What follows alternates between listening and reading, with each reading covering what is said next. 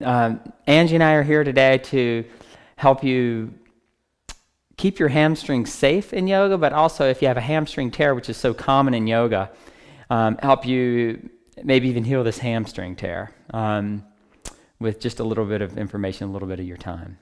So what we're going to do is work on engaging our hamstrings when we move versus just bowing forward and letting our hamstrings open a lot, and the reason why is because the yoga practitioner tends to have really open, long hamstrings already and sometimes overstretched.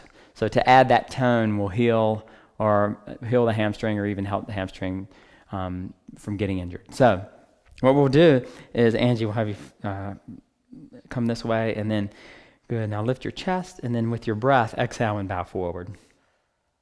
And notice the legs tend to straighten, which allows the hamstring to lengthen a lot.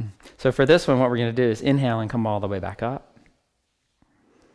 Good. Now this time, what I want her to do is bend your knees slightly, and then shift your weight back so far that you feel the backs of the legs start to engage. Good. So see if you can get your hips further back. Yeah, the toes will get light, but press your toes down so the calves engage, and you even get a little more engagement in the backs of the legs. Now keep the backs of the legs engaged as you exhale and fold forward. They're going to want to let go, but see if you can keep the hamstrings engaged even as you bow forward. And you can see how hard Angie was working. That was great.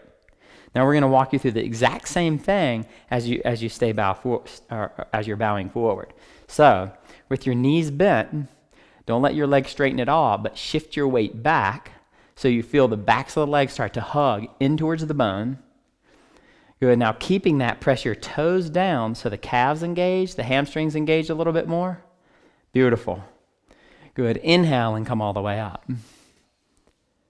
Beautiful. Exhale and release. Relax. Good. Now see if you can take this technique into learning how to keep your hamstrings engaged in most of your poses. You could do it you can work on it in uttanasana, pasartapatottanasana, any of these poses that tend to stretch your hamstrings a lot. Thank you so much for your time. Namaste.